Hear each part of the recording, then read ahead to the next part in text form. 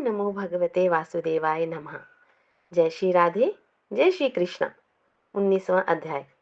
राजा पृथु ने पूछा, हे देवेश्वर, अब आप यह कहिए कि भगवान विष्णु ने वहां जाकर क्या किया तथा जलंधर की स्त्री का पतिव्रत कैसे भ्रष्ट हुआ।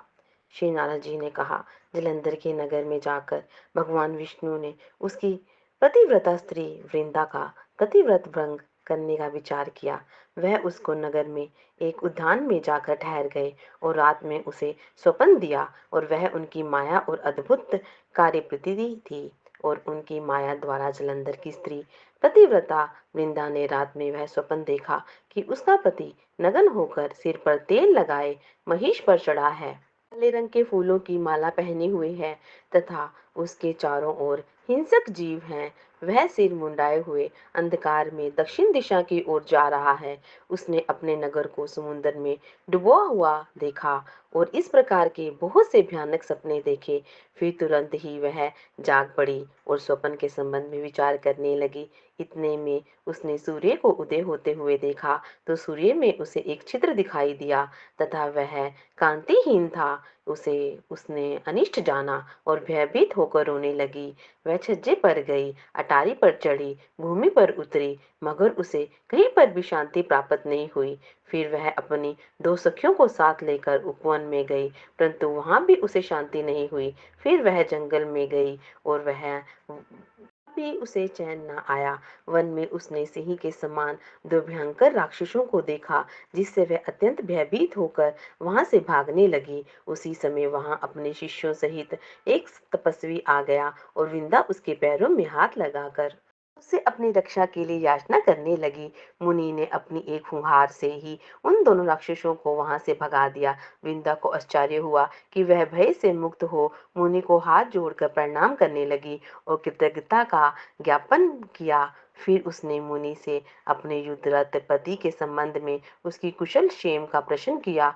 मुनि ने मौन होकर पीछे देखकर कहना कि चाहा कि उसे समय दो वानर के उनके पास आकर हाथ जोड़कर खड़े हो गए। जो ही मुनि ने भ्रुकुटी का संकेत किया तो वह उड़कर आकाश में चले गए। फिर जलंधर का सिर धड़ से लेकर मुनि के पास आ गए।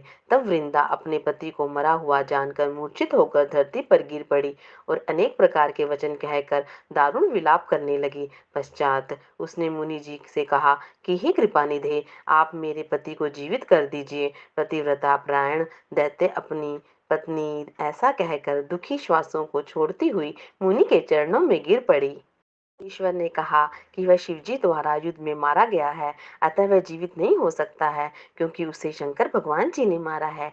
वह कभी जीवित नहीं हो सकता है, परंतु शरणागत की रक्षा सनातन धर्म का है कर्तव्य है। अतः कृपा करके मैं इसे जिलाई देता हूँ, इसे जीवित कर देता हूँ। श्री नारद जी कहते हैं कि वह मुनि साक्षात विष्णु थे, जिन्होंने की यह सब माया फैलाई थी। वह वृंदा के पति को जीवित करके अंतर्ध्यान हो गए। जलंधर ने उठकर वृंदा का आलिंगन किया और उसका मुंह चूमा।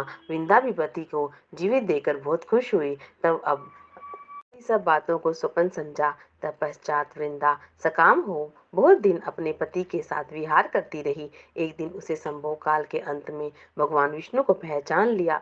तब वह उन्हें ताड़ित करती हुई बोली कि हे पर स्त्री से गमन करने वाले विष्णु, तुम्हारे शील को धिक्कार है। मैंने जान लिया है कि वह मायावती जो तपस्वी तुम ही थे। हे राजन, ऐसा कहकर परम क्रोध हो पतिव्रता ने अपने तेज को प्रकट करते हुए शाप दे दिया। अपनी माया से दो राक्षस मुझको दिखलाए थे, वही दोनों राक्षस किसी समय तुम्हारी स्त्री का हरण करेंगे और उसके विहार में दुखी होकर तुम वानरों की सहायता से वन में भ्रमण करोगे।